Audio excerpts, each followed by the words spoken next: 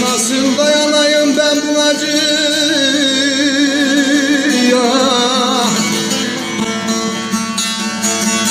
Nasıl dayanayım ben bu acıya? Seni çok özledim, özledim kardeş.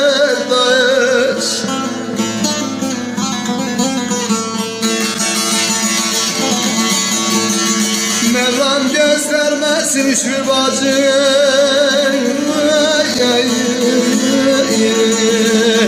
Seni çok özledim, özledim kardeş, özledim kardeş.